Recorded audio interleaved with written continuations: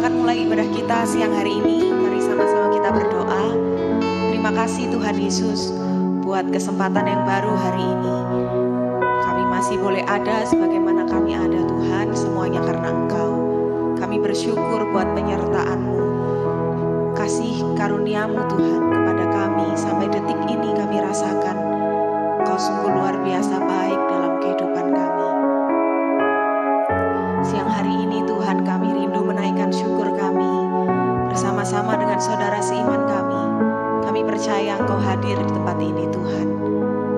Terima kasih Bapa. Kasih-Mu memenuhi setiap kami Tuhan, memberikan damai dan sukacita yang melampaui akal pikiran kami. Terima kasih Tuhan. Terima kasih Tuhan. Kau sungguh baik Tuhan Yesus. Haleluya. Dalam nama Tuhan Yesus Kristus kami telah berdoa dan mengucap syukur. Haleluya. Amin. Terima kasih.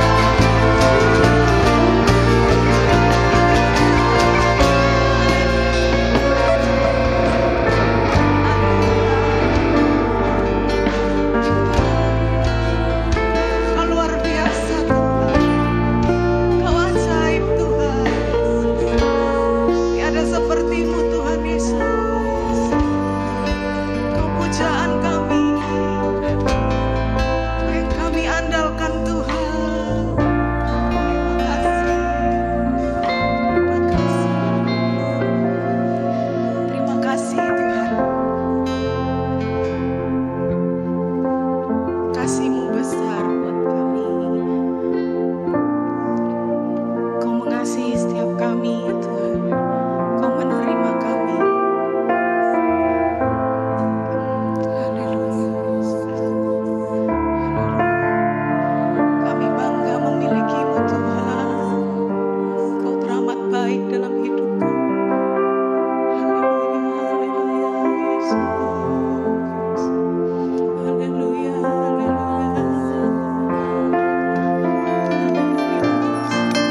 Kasih-Mu mengalir Tuhan, memenuhi kami. Allah yang baik. Kau kuatkan kami Tuhan. Haleluya, Yesus. Kau tunjukkan kasih setiamu, amin. Kau menyediakan yang ku perlu. Kau setia, kau pulihkan dulu, sekarang, dan selamanya, amin. Kau tunjukkan kasih setiamu, Kau menyediakan yang ku perlu. Kau pulihkan, Bapa Kau setia, Kau tunjukkan kasih setiamu, Kau menyediakan yang ku perlu.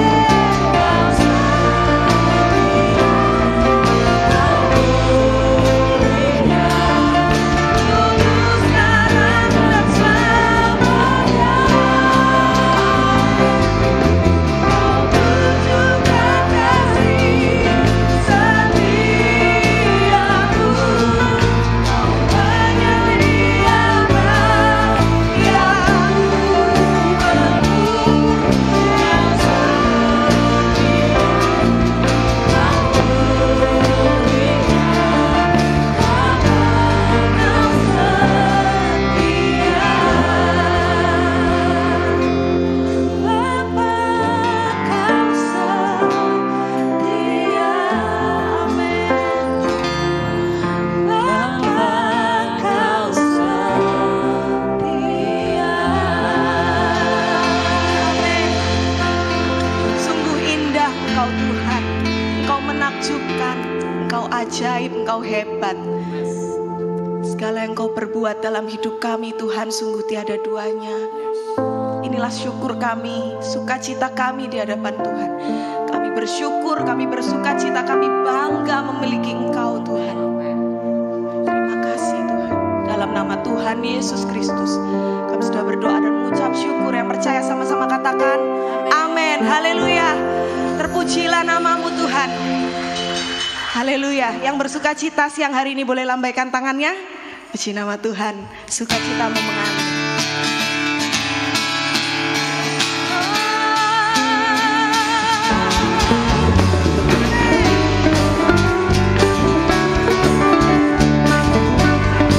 Katakan na na na. Na na na na na na na na na na na na na na na na. Na na na na na na na na na na na na na na na na.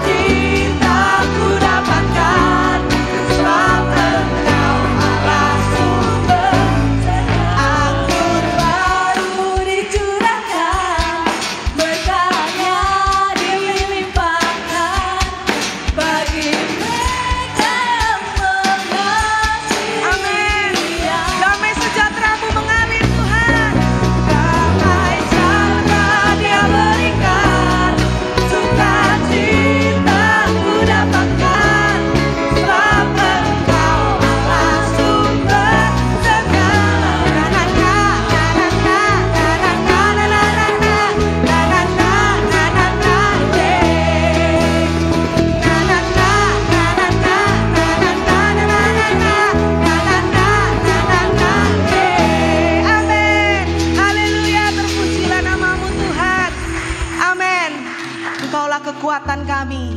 Haleluya.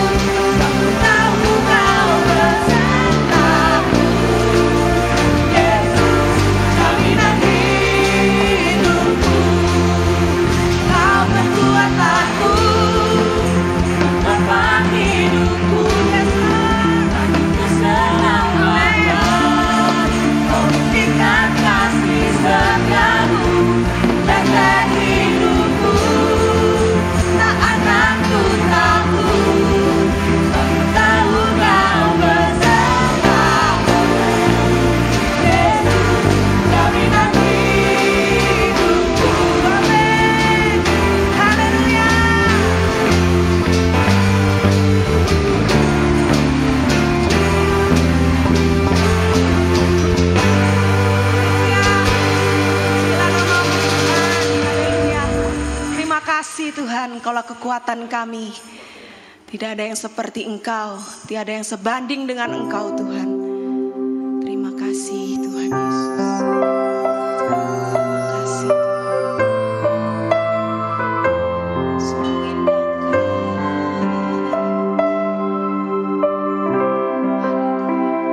Katakan sama-sama. Tiada seperti Kau yang telah menjamah segenap hatiku, Yesus.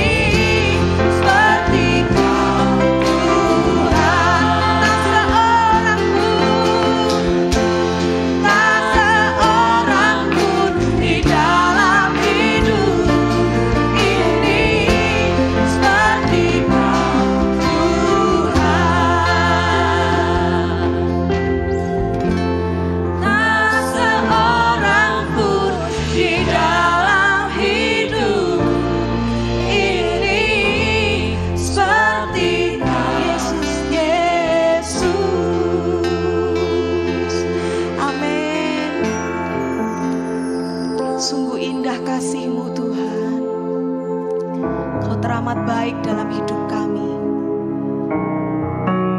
Kau teramat baik Tuhan, tiada seperti Engkau, tiada seperti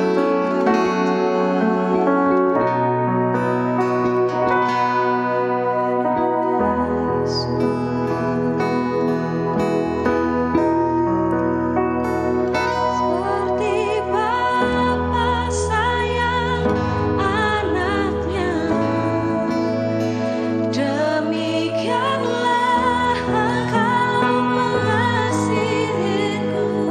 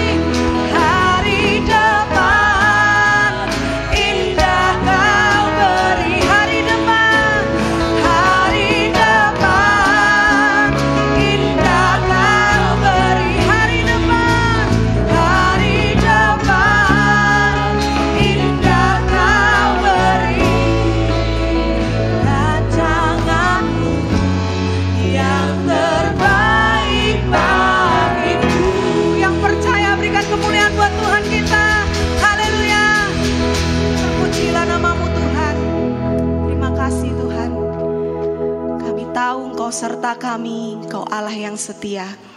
Terima kasih Tuhan, berbicaralah buat kami siang hari ini. Kami mau dengar isi hati-Mu Tuhan. Kau mengurapi hamba-Mu yang akan menyampaikan kebenaran firman Tuhan. Kau menegur kami, Kau memulihkan kami melalui firman-Mu. Terima kasih Tuhan, dalam nama Tuhan Yesus Kristus kami telah berdoa dan mengucap syukur. Haleluya, amin. Silahkan duduk kembali.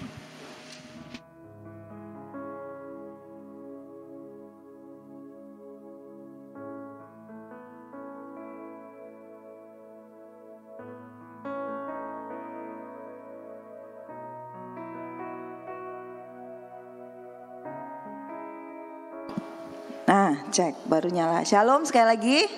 Sehat semua? Ada yang agak sakit, cepat sembuh ya. Puji Tuhan. Saya sangat diberkati sama pujian terakhir tadi. Boleh kita nyanyi refnya ya? Seperti Bapa sayang anaknya, demikianlah.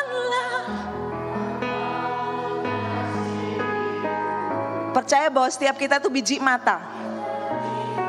Biji mata. Biji matamu Kau berikan Tuhan. Yes. Haleluya, haleluya. Seperti Bapa sayang anaknya, demikianlah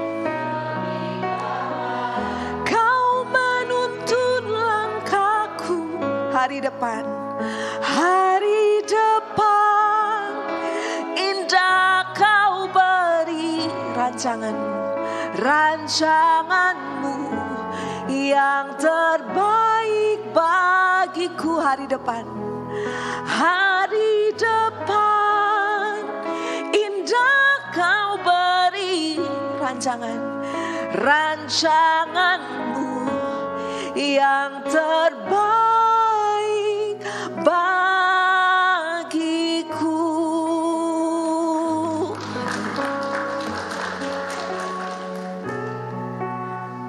Kita bisa ngucap syukur sebentar, tutup matamu. Kita ucap syukur sama Tuhan. Terima kasih Tuhan, terima kasih. Terima kasih Kau menuntun setiap kami. Dan kami percaya tiap langkah dalam mujizat. Ajar batin kami dan jiwa kami. Ikuti ritmamu, ikuti iramamu Tuhan. Terima kasih, terima kasih, terima kasih, terima kasih. Kami menerima kekuatan-Mu pagi siang hari ini. Dan selamanya Tuhan, kami hidup dalam kemurahan dan kekuatan-Mu. Tak ada yang bisa pisahkan kami apapun itu dari kasih-Mu, dari kekuatan, dari kuasa-Mu, dari pribadi-Mu. Terima kasih Tuhan, terima kasih. Kami umat yang telah Kau tebus, menerima kemurahan demi kemurahan. Terima kemuliaan demi kemuliaan di dalam-Mu. Haleluya. Apapun kondisi kita hari-hari ini, saya tahu tidak semua daripada kita kuat, tapi percayalah, tangan kuat Tuhan tidak akan pernah melepaskan setiap kita. Segala situasi dan kondisi yang paling sukar dalam hidup saudara, tidak ada yang bisa menghalangi kuasanya berkurang. Tidak ada yang bisa buat kuasa Tuhan berkurang sedikit. Dia tetap Allah yang besar dan punya kuasa yang ajaib. Bukan hanya bagi hidup kita, tapi bagi seluruh dunia. Dia punya rencana yang ajaib. Mari angkat tangan kita. Tangan kuat yang memegangku, selalu menuntunku. Katakan sama Tuhan, aku tak mau jalan sendiri. Yesus, kami perlu. Yesus, ku perlu kasih-Mu, ku perlu kuasa-Mu sampai akhir mau belajar percaya lebih lagi bahwa tangan Tuhan memegang kuat setiap kita. Angkat tanganmu. Tangan kuat yang memegangku, Dia yang selalu menuntunmu. Engkau tak pernah jalan sendiri, dan Yesus Dia beri kuasanya, Dia beri kasih-Nya sampai akhir hidupmu. Yesus, ku perlu kuasa-Mu, aku perlu kasih-Mu sampai akhir hidupku. Sampai akhir hidupku, sampai akhir nafas kami, sampai akhir hidupku. Tepuk tangan buat Tuhan yang baik. Terima kasih, terima kasih, terima kasih. Di dalam satu nama yang besar, dalam nama Tuhan Yesus Kristus, Allah yang ajaib dan selalu ajaib dalam hidup kami. Kami bersyukur dan kami mau belajar lebih lagi bersama-sama dan dikuatkan bersama-sama. Yang siap, mari kita sama-sama berkata, amin. Selamat pagi, sekali lagi saya sapa saudara. Yang sehat puji Tuhan, yang sakit sekali lagi cepat sembuh. Kita buka sama-sama di satu Raja-Raja pasalnya yang ke-19. 1 Raja-Raja pasal 19, pagi hari ini temanya tentang frustrate, how to overcome. Ngerti ya, frustasi. Saya akan bagikan apa yang saya alami, karena apa yang kita alami itu yang memang harusnya kita bagikan gitu.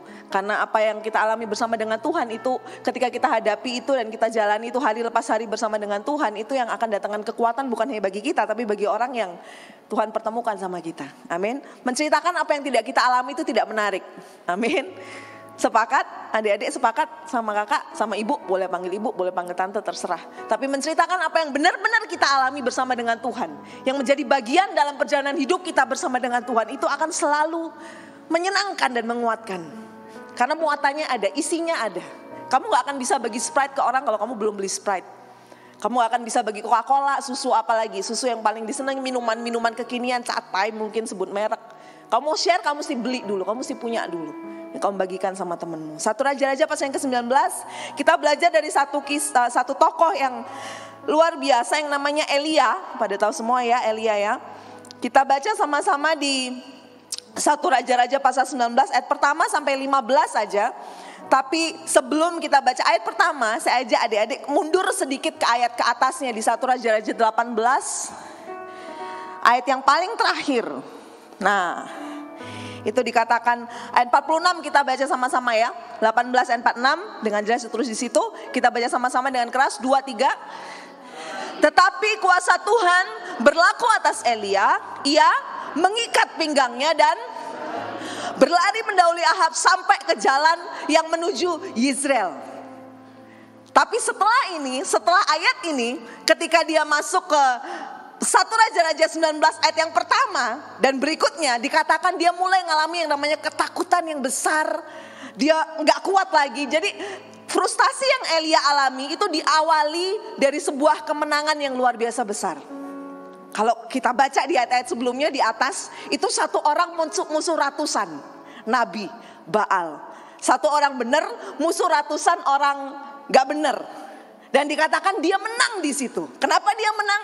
Tuhan memberikan kemampuan untuk dia melewati itu semua. Tapi ternyata setelah kemenangan besar terjadi, tiba-tiba dengan begitu cepat, saya gak tahu selangnya, mungkin cuma sehari sih ini ditulis.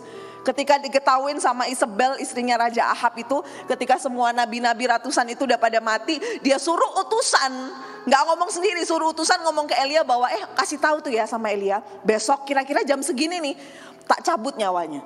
Jangan bilang apa atas nama dewa, dia bilang atas nama dewa aku bersumpah dia pasti bakal mati. Bayangin loh, dari orang yang kemarin mungkin kamu lagi happy, kamu lagi seneng, tiba-tiba besok, karena kita nggak ada yang tahu apa yang besok terjadi.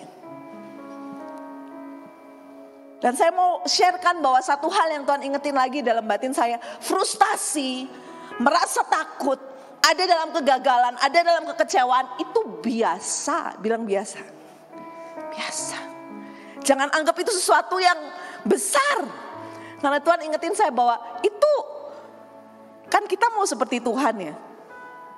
Dan bagi Tuhan, frustasi, kekecewaan, ketakutan itu enggak masalah yang kita pikir paling besar, paling krusial.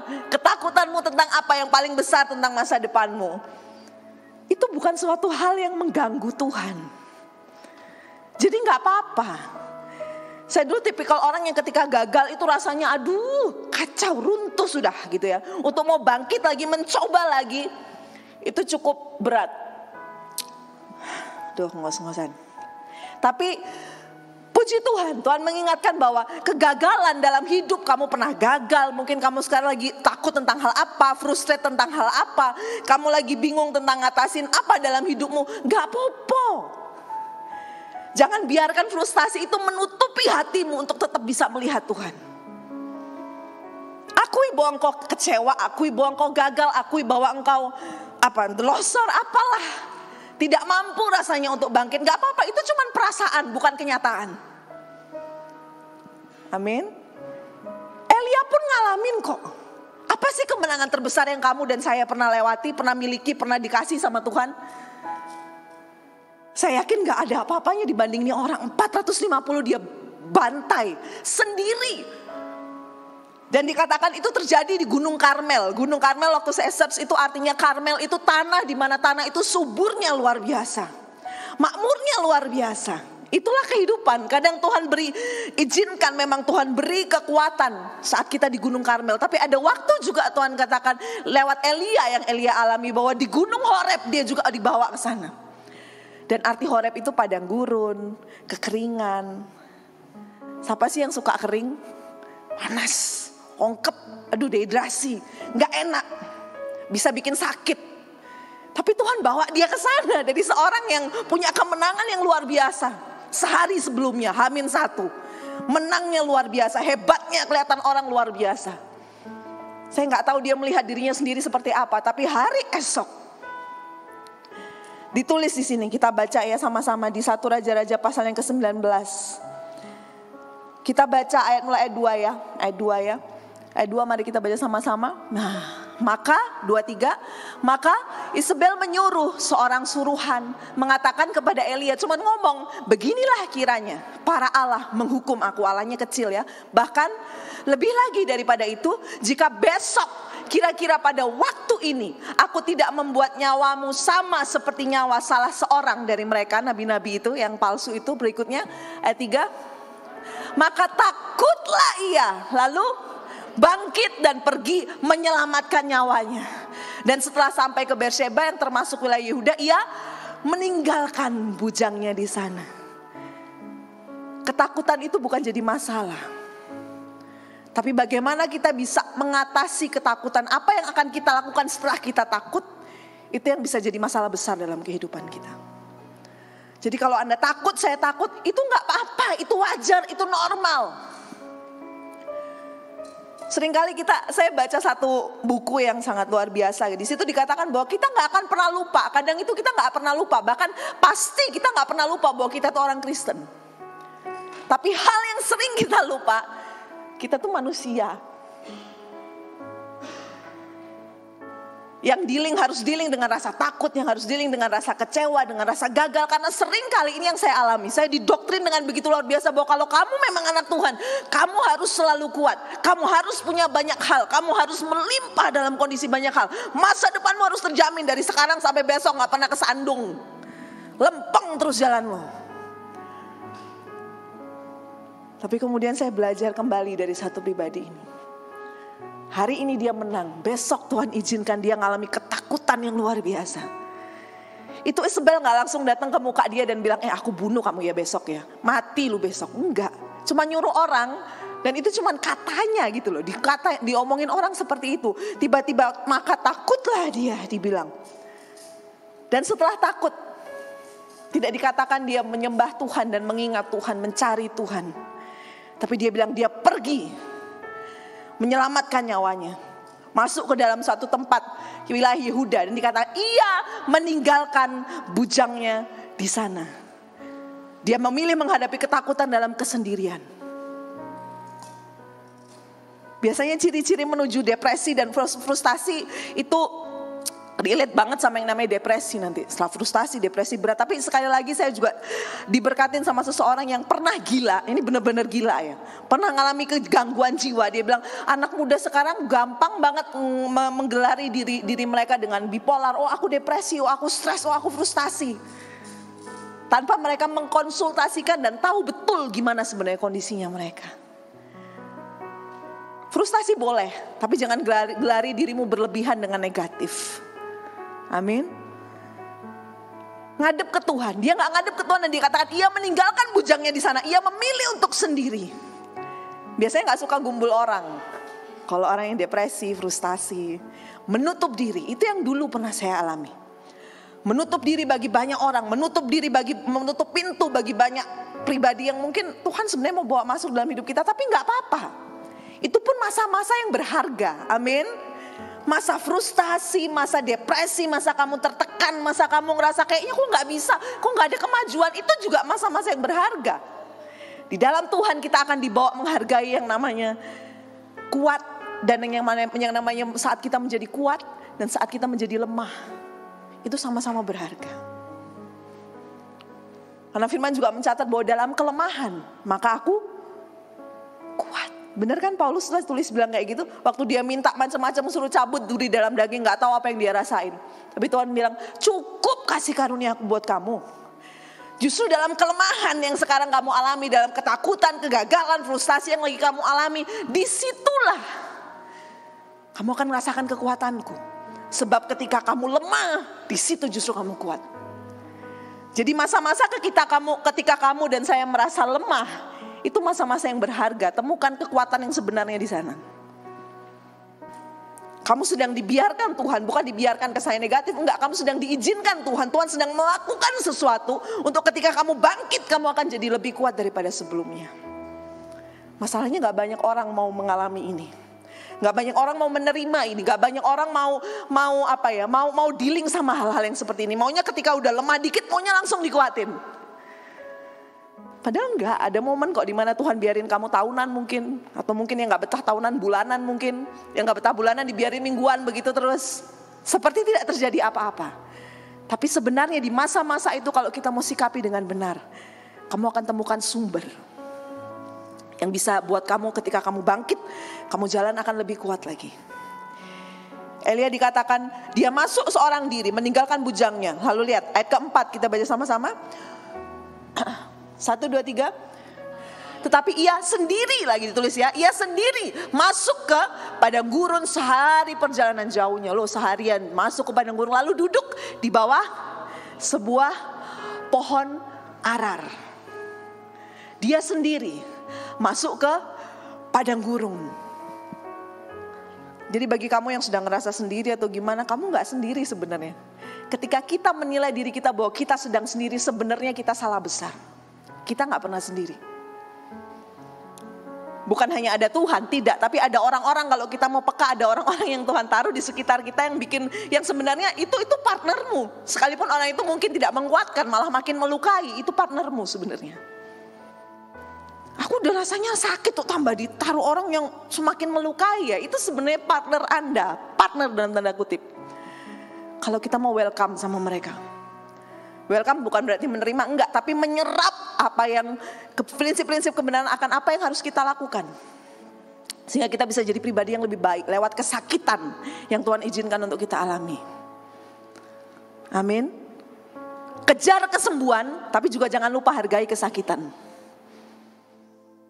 Silahkan kejar kesembuhan, itu wajib kok. Hak saudara kok, hak saya. Untuk kita sembuh secara total. Tapi masa-masa kesakitan itu juga masa-masa yang harus kita hargai. Respect sama itu karena Tuhan juga ada di sana.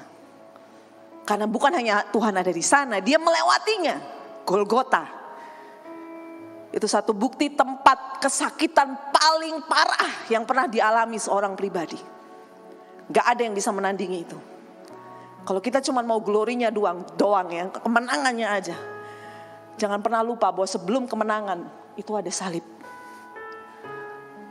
Amin. Ia sendiri sendirian masuk ke padang gurun sehari perjalanan jauhnya. Lalu duduk di sebuah pohon arar. Masih belum ditulis bahwa dia berseru sama Tuhan. Dan gimana nih, aku mesti gimana. Dengan rasa takut yang aku alami ini. Dengan kata lain, Elia membiarkan ketakutan itu menguasai dia sedemikian rupa. Tanpa dia ngajak ngobrol. Seorang pribadi yang bisa meredam ketakutan itu. Seringkali saat kita takut, kita asik dengan ketakutan kita. Saat kita gagal, kita asik dengan kegagalan kita. Kita cari salahnya di mana ya? Aku buat apa ya? Orang itu kok bisa gitu ya sama aku? Kita cari itu. Kita bergulat di sana. Kok bisa ya hidupku kayak gini ya? Kok bisa ya orang tua aku begini? Kok bisa? Itu terus yang ada dalam pikiran kita. Kita salah rating. Harusnya kita lihat atas, kita malah belok kanan, belok kiri, belok kanan, belok kiri. Nggak nemu-nemu, nggak nyampe-nyampe. Muter di situ aja. Jadi saat gagal, jangan pusingkan kegagalannya. Tak apa-apa. Ucap syukur saat kita gagal. Saat kamu punya minim, gak apa-apa, itu bukan masalah besar buat Tuhan. Toh masih nafas, masih makan juga kok. Itu artinya kalau besok masih ada, itu berarti kamu masih dipercaya. Saya masih dipercaya untuk kita bisa sampai ke tujuan nanti. Amin. Masih belum keluar juga dia ngajak ngomong Tuhan. Apa yang keluar dari dia setelah ia duduk di bawah pohon arar itu? Pohon arar pun tuh saya percaya itu disediakan Tuhan tempat untuk dia berteduh, berlindung. Lalu dibilang kemudian ia ingin apa? Apa yang dia pinginin? Mati. Pengen mati. Dari orang yang menang ya kayak gitu. Yang dia pingin, dia gak kepingin ngomong sama Tuhan. Gak kepingin. Orang frustasi, orang depresi gak kepingin. Itu wajar kok.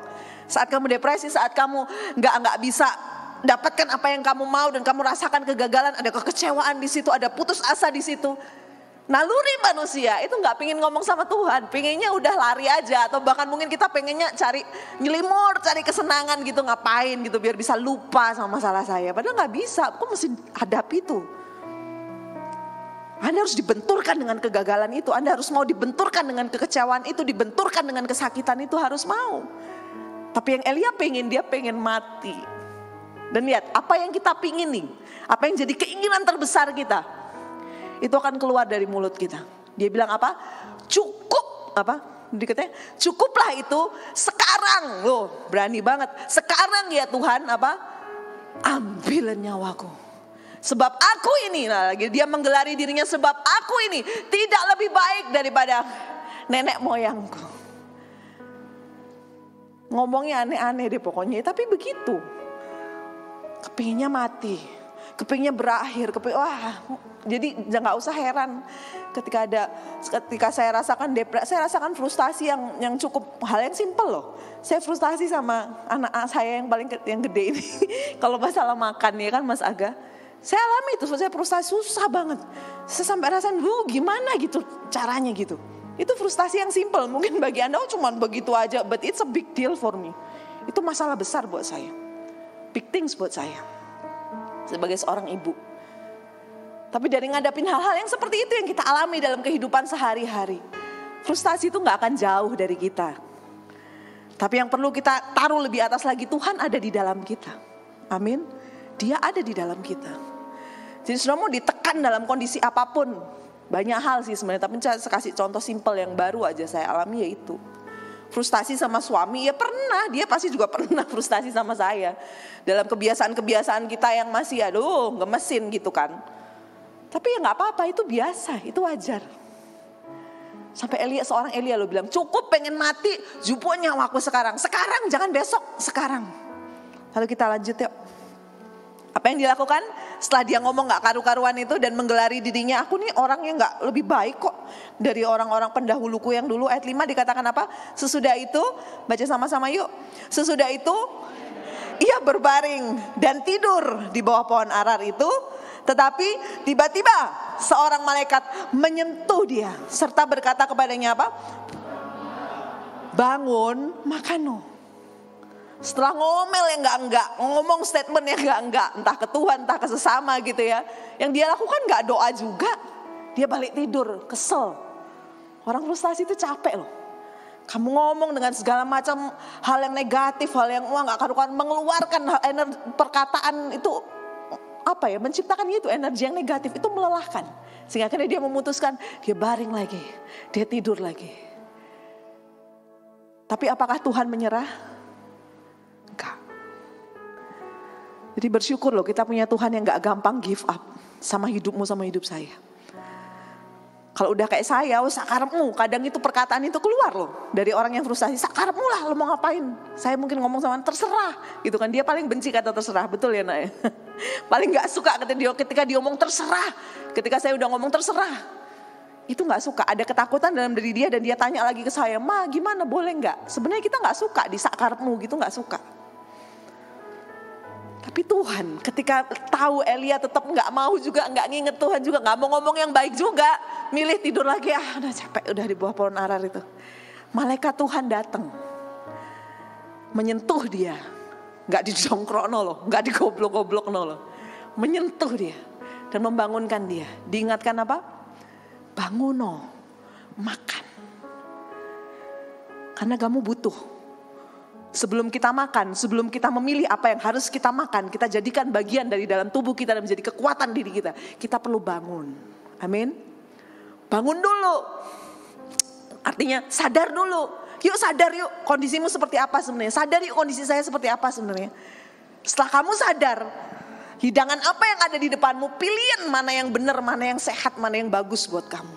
Masukkan itu dalam kehidupanmu, masukkan itu dalam mulutmu. Saat itu Elia dikatakan bangun makanlah, dan dikatakan disediakan apa di situ?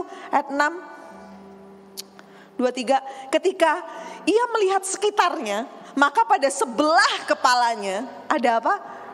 Roti bakar. Bayangin loh, dibuatin roti bakar sama malaikat. Ada yang pernah gitu? Dibuatin roti bakar sama malaikat.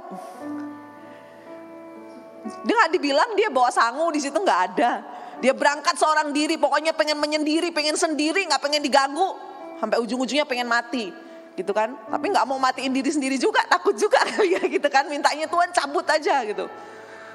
Tapi juga nggak dicabut-cabut juga. Bayangin kalau dicabut, dia nggak akan ketemu Elisa. Orang yang akan menerima lipat ganda kekuatan yang Tuhan beri di dia. Dan dia juga diizinkan untuk bisa menerima kemuliaan di situ. Senang loh orang kalau bisa menemukan penerusnya. Nanti kamu kalau punya penerus, senangnya luar biasa bagaimana kamu nanti bisa melahirkan generasi berikutnya setelah kamu. Amin.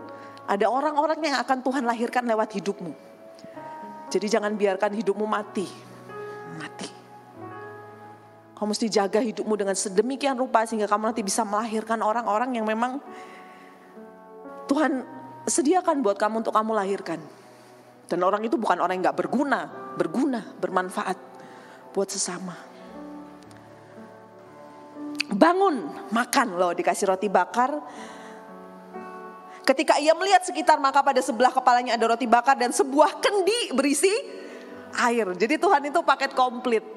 Kayak di food court mall kita makan gitu kan, ada paketnya. Paket komplit. Makan gak dibiarin keseretan, ada airnya. Coba bayangin kalau cuma disediain roti bakar, coba di padang gurun gak ada air, keseretan makan roti, keseretan gimana mau nelan air, udah. Tuhan itu tahu, katakan Tuhan tahu. Di masa paling frustasi dan paling kelam dalam hidupmu, Tuhan tuh ngerti apa yang kamu butuh, apa yang saya butuh. Jadi jangan pernah berpikir bahwa Tuhan kok gak ngerti apa yang disediain ini, kok kayak enggak yang aku butuh semua. Enggak, itu semua yang ada di dekatmu. Orang-orang yang jengkelin, kondisi yang gak enak, itu semua yang kamu butuh. Supaya kamu menang. Untuk hadapin frustasi yang lagi kamu alami. Itu semua kamu butuh. Dan bersyukurnya Elia menghargai itu roti bakar dan satu kendi yang isinya air.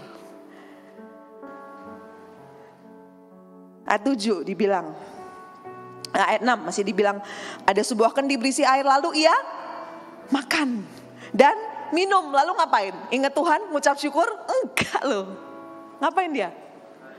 Bobok lagi, bangun tidur lagi gitu kan. Tidur lagi.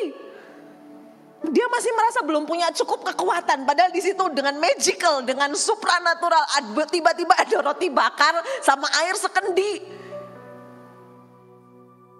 Makanya masa frustasi itu masa di mana paling sukar kita ngucap syukur dan melihat kebaikan Tuhan.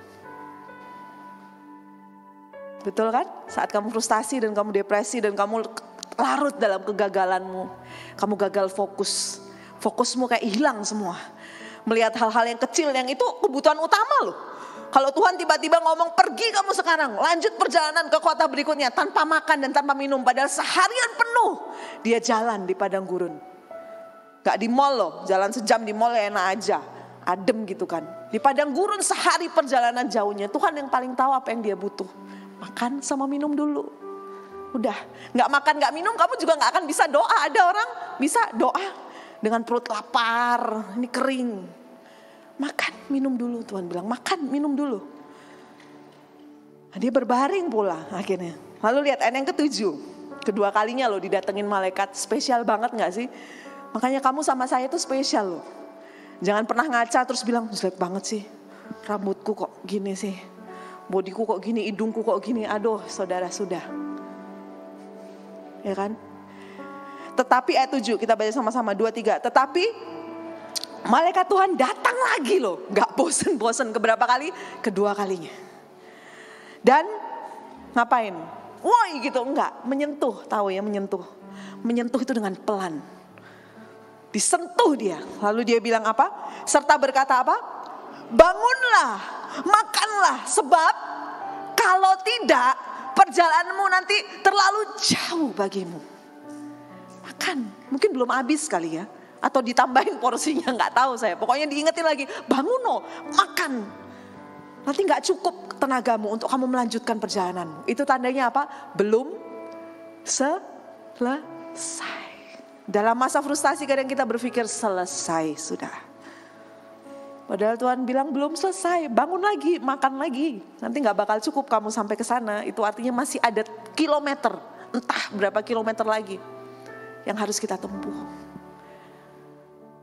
Lalu lihat ayat yang ke-8 dikatakan 2-3. Maka bangunlah ia lalu makan dan minum lagi. Dan oleh kekuatan makanan itu apa? Ia berjalan berapa lama? Gila gak sih? 40 hari 40 malam lamanya sampai ke gunung Allah. Yakni gunung Horeb. Ini apa gak miracle lagi dengan hal yang sedikit loh. Gak dibilang selusin roti bakar dan 12 kendi berisi air. Enggak. Cuma dibilang roti bakar sama 1 kendi air. Entah yang kedua ditambahin lagi apa enggak ngerti. Pokoknya enggak banyak yang Tuhan sediakan. Makanya hargai hal-hal yang kecil. Halo. Amin. Masa frustasi, masa depresi adalah masa di mana kita belajar, diajar sama Tuhan menghargai hal-hal yang kecil. Hal-hal yang enggak pernah kamu ucap syukur atasnya sebelumnya. Saya ngucap syukur atasnya sebelumnya. Dengan hal yang kecil itu loh, dia bisa lanjutkan perjalanannya 40 hari. 40 hari. Genep 40 hari dia jalan di padang gurun itu. Dan dia sampai di gunung yang namanya Horeb. Puncak tertinggi Horeb loh. Puncak tertinggi kesukaran, puncak tertinggi kekeringan, puncak tertinggi apa lagi? Dikatakan Horeb itu padang gurun.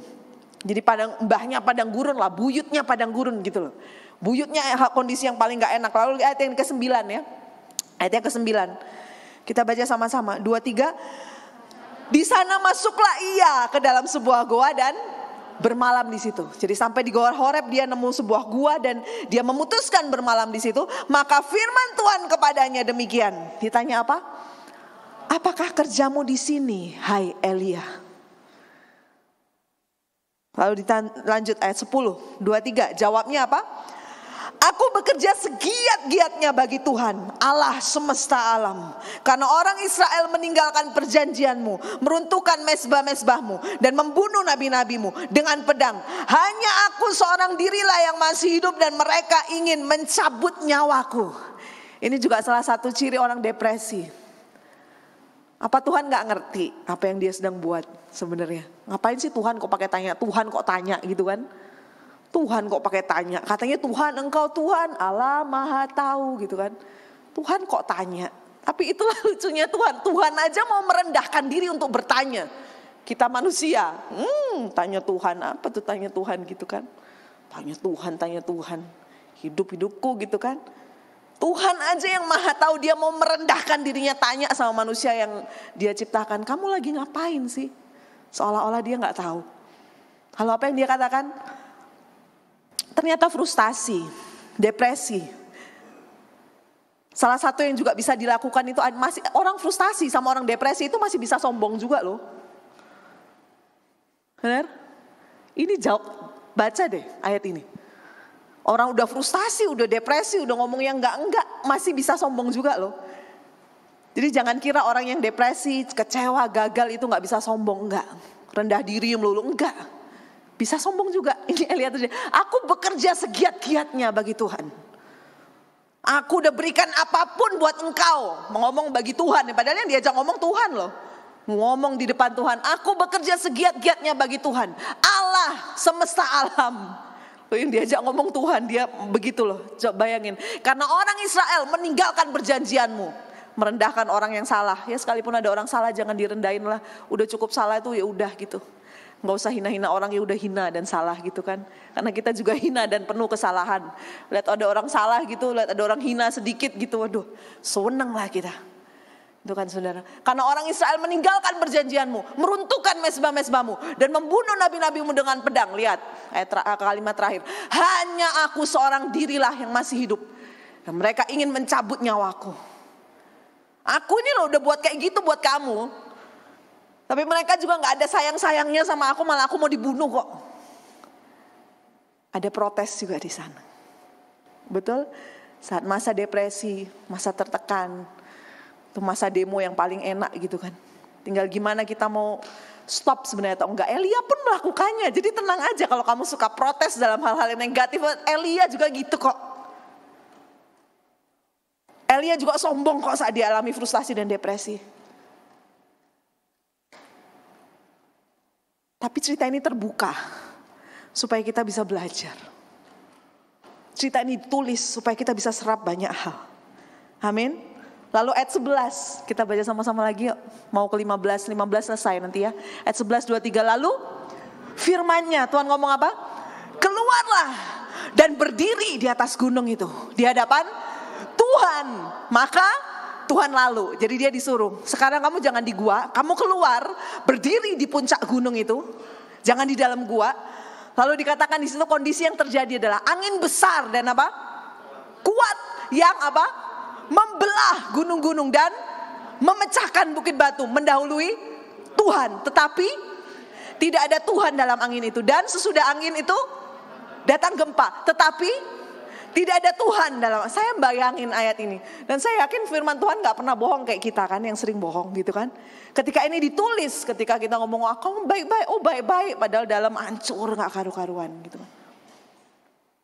Firman Tuhan menulis ini ajaib ketika saya renungin gitu. Kamu keluar pergi ke gunung itu. Lalu kemudian Tuhan pergi dari hadapannya setelah ngomong gitu. Lalu ditulis bahwa ada angin besar dan kuat. Dibilang angin itu membelah gunung-gunung loh. Memecahkan bukit-bukit batu.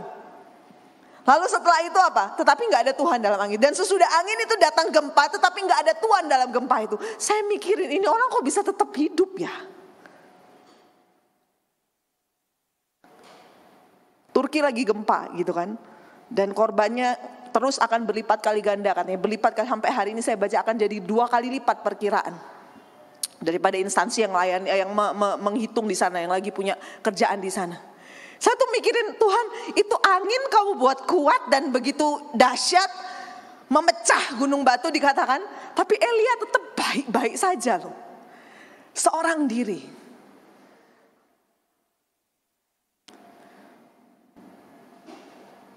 Gak ada Tuhan dikatakan dalam dikatakan gak ada. Tapi yang mengganggu pikiran saya, engkau tetap menjaga dia dengan luar biasa.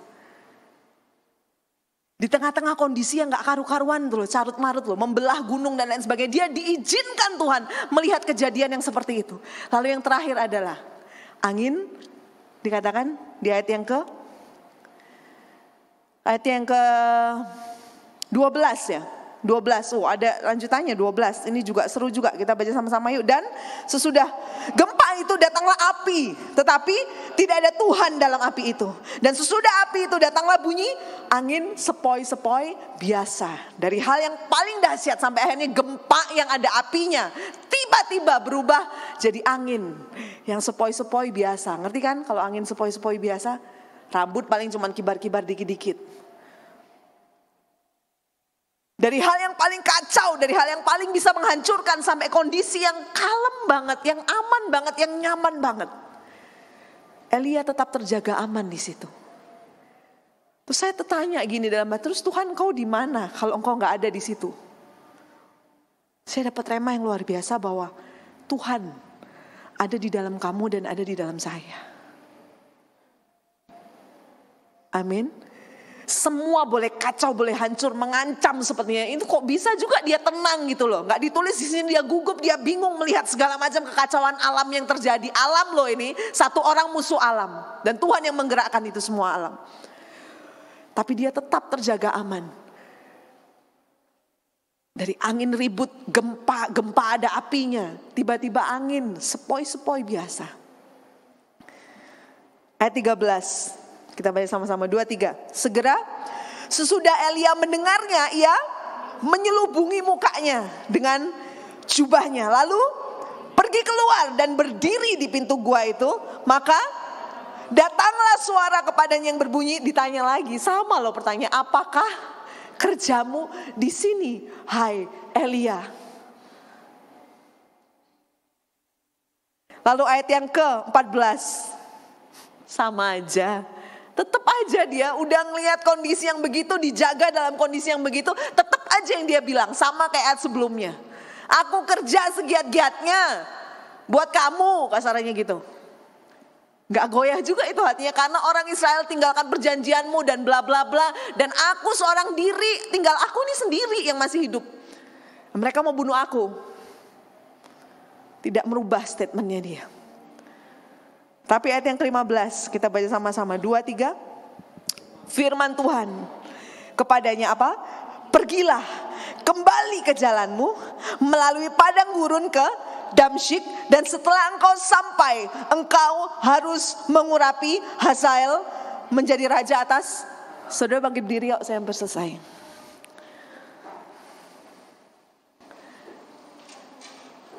Puji Tuhan. Jadi aja yang keluar dari dia, aku udah kerja segiat-giatnya buat engkau. Aku udah kasih semua. Dan kau tahu kan, aku kasih yang terbaik loh. Aku gak kasih yang KW-KW, yang terbaik dari yang aku bisa. Kasarannya dia juga mau ngomong, gak capek apa lu pikir Tuhan? Satu orang mesti ngabisin bunuh loh. Bunuh 400 nyembelih dikatakan. Dia sembelih satu-satu 400 sekian, 450 apa 350 saya lupa. Pokoknya satu orang bunuh ratusan orang. Boleh tanya ke tukang jagal sapi, tukang jagal motongin ayam itu, ngulitin ayam sampai layak dijual bersih. Itu sehari mereka kuat potong berapa? Ini satu orang dikasih kekuatan sama Tuhan, 450 orang dia sembelih satu-satu.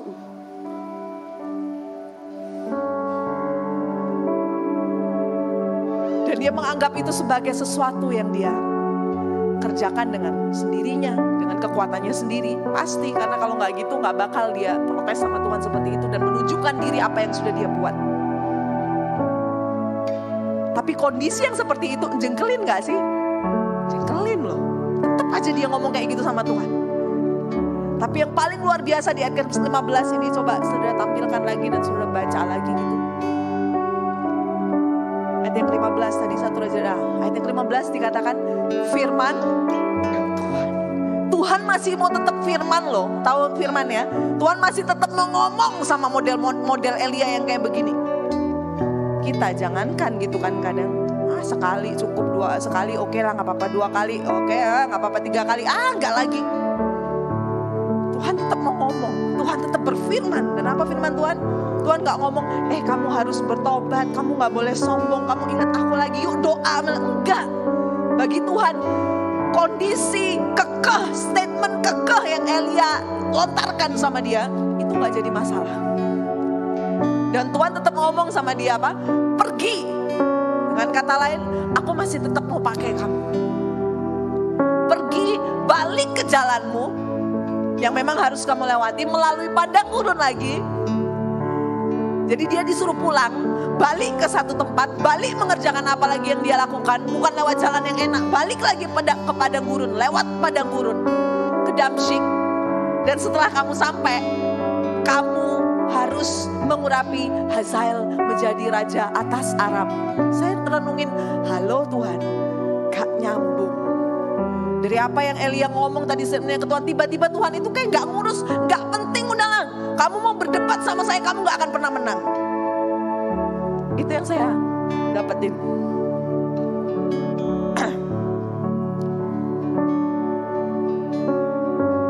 Gak masalah Tuhan didebat sama saudara. Tuhan mau Anda mau debat Tuhan, gak masalah itu buat Tuhan. Jangan pernah merasa menjadi seperti anak yang paling kurang ajar, gimana enggak. Ya sekalipun memang rodok kurang ajar sih gitu kan. Tapi ketika saya belajar, ketika anak siapapun mendebat kita sebagai orang, jadikan itu bukan satu masalah yang besar. Gak masalah. Dengan kata lain Tuhan bilang pergi kamu sekarang. Tetap aja kamu pakai, aku pakai kamu. Tetap aja kamu punya tugas. Kamu mau tetap dengan modelmu gitu gak apa-apa. Nanti dengan perjalananmu kamu akan mengerti kok. Siapa kamu sebenarnya. Apa yang aku percayakan sama kamu. Dan betapa berharganya hidup. Bukan jadi masalah Anda mau ngeyel kayak gimana, mau grundel kayak gimana, mau demo kayak gimana sama Tuhan, mau ngomel kayak gimana sama Tuhan. Kayak saya bukan jadi permasalahan yang gimana ketika anak saya sekarang ngomel segala macam. Kalau lagi diingetin ngomel, saya belajar menjadi orang tua yang gak masalah, gak apa-apa. Yang penting kamu tetap anak saya, itu kita sama kayak kita depan Tuhan. Kau mau ngomel kayak gimana, mau kurang ajar kayak gimana, gak ada satupun bisa mengubah kamu anakku. Kamu anak Tuhan. Tuhan pilih kamu. Kamu jadi orang Kristen bukan sekedar Kristen. Kristen itu berat bos, berat. Bukan perkara terabel KTP Kristen kita lah itu. Dan itu bukan kebetulan, gak ada kebetulan di dunia ini. Dari sekian orang di luar sana yang banyak belum kenal siapa itu Yesus. Dan gak menikmati kemurahan yang ada di dalam yang seharusnya kita gak layak terima. Kamu dan saya menerima itu. Pergi Tuhan. Udah. Percuma juga diomongin gimana juga nanti kamu jawabnya begitu lagi. Udah pergi, aku tetap kasih tugas. Tetap lewat padang gurun. Dan kamu nanti akan ketemu sama Hazael. Urapi dia, bayangin loh orang yang kurang ajar nyautnya kayak gitu masih dipercaya tugas untuk ngasih pengurapan. Oleskan minyak, memberikan tanda, menobatkan seseorang. Dan yang dinobatkan apa? Bukan sembarangan loh, raja loh yang memegang satu pemerintahan. Tuhan mau katakan dengan kata lain, dalam frustasimu, dalam kedegilanmu, dalam kekecewaanmu, dalam kengototanmu yang gak benar, ngotot benar gak apa-apa. Tapi dalam kengototanmu yang salah, dalam pola pikirmu yang salah, masih ada orang yang mau aku sudah siapkan buat kamu untuk kamu layani. Dan orang itu akan dipersiapkan juga untuk melayani orang lain. Terus kayak gitu. Polanya, siklusnya akan begitu. Jadi siapapun yang orang sedang taruh dalam kehidupanmu hari-hari ini, appreciate mereka dengan cara Tuhan. Hargai mereka dengan cara Tuhan. Tuhan mesti tak apain nih orang. Aku bisa buat apa? Berikan yang terbaik. Siapapun itu, mungkin bukan orang lain, masih skup keluarga, gak apa-apa. Kamu harus jadi hebat dulu di keluarga sebelum kamu keluar. Ya. Jangan cari eksistensi di luar sebelum kamu beres di keluarga. Bahaya, mati nanti kamu. Kamu harus eksis dan kuat. Dan bisa berfungsi dan bisa dirasakan fungsinya sekalipun kecil dulu gak apa-apa di keluarga. Jangan buru-buru keluar. Kalau lembaga ini kamu belum beres. Mau dengan orang tua pastinya. Dengan keluarga, dengan kakak adik pastinya. Dengan saudara siapapun pastinya. Beresin dulu semuanya. Baru setelah itu cari eksistensi di luar. Kamu pasti akan temukan dan kamu akan berfungsi. Karena Tuhan, hal pertama yang Tuhan mau mengajari kita itu keluarga. Adam dan Hawa diciptakan membentuk sebuah keluarga, bukan komunitas. Bukan klub-klub yang klub yang punya hobi ini, hobi itu, enggak, tapi keluarga. Jadi jangan cari hal yang lebih besar sebelum kita appreciate hal terbesar, yaitu keluarga. yang Tuhan percayakan dalam hidupmu dan hidup saya. Apapun kondisinya. Kalau lagi kacau, ya itu tugasmu. Bersama dengan kekuatan Tuhan. Untuk menjadikannya rapih lagi. Jangan biarin keluargamu kacau, gak karu-karuan kamu keluar. Karena itu yang saya alami dulu. Kacau gak karu-karuan, saya belum bisa fungsi maksimal, saya keluar. Hancur. Tapi kan gak perlu nunggu begitu dulu. Ketika kita udah tahu bahwa oh iya, ternyata orang tuaku, saudaraku itu hal yang terpenting yang harus pertama aku sikapi dengan benar, aku hargai dengan benar. Ketika semua itu beres, kamu punya power yang kuat, makan, kamu bisa sanggup lanjutkan perjalanan. Amin. Mari kita sama-sama doa. Jadi apapun frustasi kita, apapun depresi kita hari-hari ini, gak apa-apa. Ada Tuhan, ada Tuhan, ada Tuhan. Yes. Masih ada Tuhan,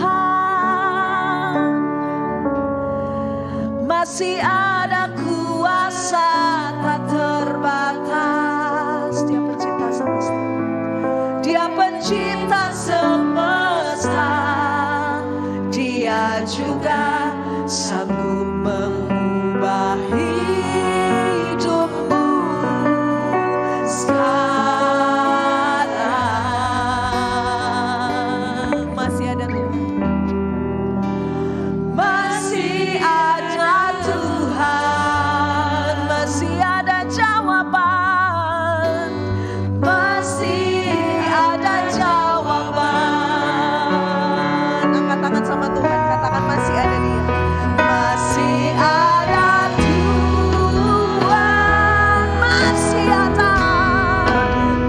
ada kuasa tak terbatas. Dia pencipta hidupmu, Dia pencipta hidup saya, pencipta semesta.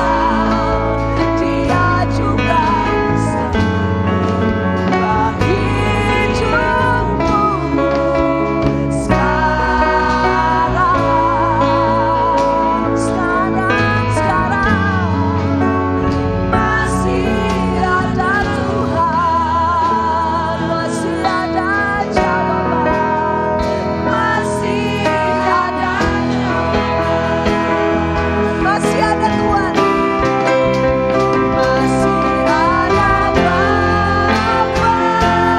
masih ada Bapa, masih ada kuasa tak terbatas. Dia pencipta semesta. Dia juga hidupku masih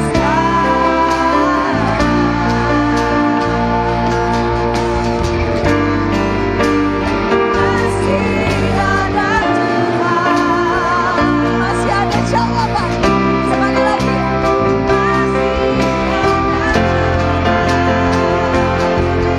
Tuhan ini kami.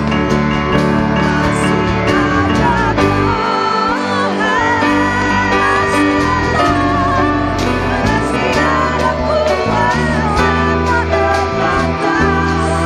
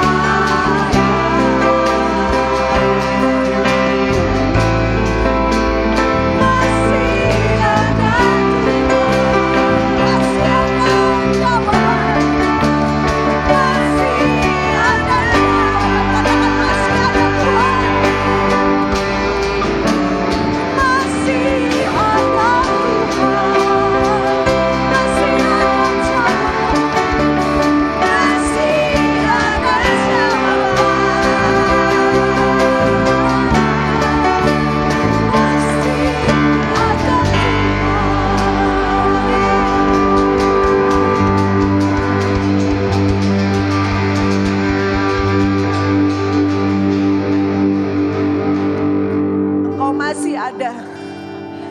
Dan Engkau jawaban. Engkau layak ditinggikan dalam hidup kami. Apapun yang kami buat, Engkau layak terima yang terbaik. Kalau sampai hari ini kami sudah berikan yang terbaik, yang semua juga itu daripada Tuhan. Terima kasih buat kesempatannya. Kesempatan yang Tuhan beri untuk kami bisa kasih yang terbaik. Lewat apa yang Tuhan taruh dalam hidup kami mengucap syukur. Kalau mungkin dari kami masih ada yang belum bisa memberi, kami pun mengucap syukur dan kami katakan kami mau belajar lebih lagi memberi. Memberikan hidup kami seutuhnya sama Tuhan. Kami mengucap syukur Tuhan sekali lagi buat siang hari ini. Bagaimana kami mengatasi segala rasa frustasi dan depresi. Hanya Engkau jawaban kami. Buat kami mengerti dan buat kami menghargai lebih lagi masa-masa sukar dalam hidup kami. Dan kami katakan masa-masa sukar, kami bersyukur atas semua. Kami bersyukur atas segala sesuatu yang Tuhan percayakan dalam hidup kami. Lewat kesulitan, lewat kegagalan, lewat kekecewaan, lewat segala hal yang tidak baik yang kami rasakan. Justru di situ tempat terbaik kami bisa merasakan Tuhan. Terima kasih Tuhan, Kau memberkati tempat ini, gereja ini. Dari pemimpin yang tertinggi, gembala senior sampai semua staf yang paling bawah. Dari yang tanggung jawabnya paling besar sampai mungkin yang tidak dianggap besar atau yang paling kecil. Ajar kami melihat bahwa semua tanggung jawab kalau itu berasal dari Tuhan itu besar. Kami harus lakukan dengan sungguh-sungguh, dengan kekuatan yang dari Tuhan. Terima kasih, kami bersyukur Engkau memakai setiap anak-anak-Mu di tempat ini. Mereka yang lagi bingung, mereka lagi gak ngerti dengan apa yang harus mereka buat tentang kehidupan mereka. Yes Lord, mari dengan rendah hati sudah bisa buka tangan. Kalau mungkin kau frustasi, kau rasakan ketakutan, kegagalan, ini Tuhan aja yang lihat. Dan tanpa saya meminta, Tuhan pun tahu. Tuhan kau melihat tangan yang terbuka, hati yang terbuka, hati bahkan yang mungkin malu untuk membuka tangan, mengangkat tangan. Tapi Tuhan Engkau mengerti.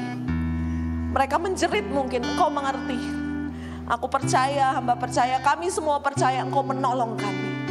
Tepat pada waktumu Tuhan. Bahkan sekarang ini kami menerima kekuatan yang dari Tuhan. Untuk kami jalan kembali. Maju ke depan. Dan sampai pada goal yang Tuhan sudah sediakan. Terima kasih. Setiap hari Tuhan kami percaya Engkau menuntun kami langkah demi langkah. Dan sepanjang tahun 2023 ini sampai akhir tahun, Immanuel, Engkau bersama kami. Terima kasih Tuhan. Ini doa kami. Berikan kami hikmat sehingga kami mengerti apa yang harus kami buat hari lepas hari. Di dalam satu nama yang besar, kami mau terus berjalan dan mempertanggungjawabkan apa yang Tuhan beri bagi hidup kami. Dalam satu nama yang besar, dalam nama Tuhan Yesus Kristus, kami bersyukur dan kami siap jalan lagi. Haleluya, sama-sama kita berkata, amin. Tuhan berkati.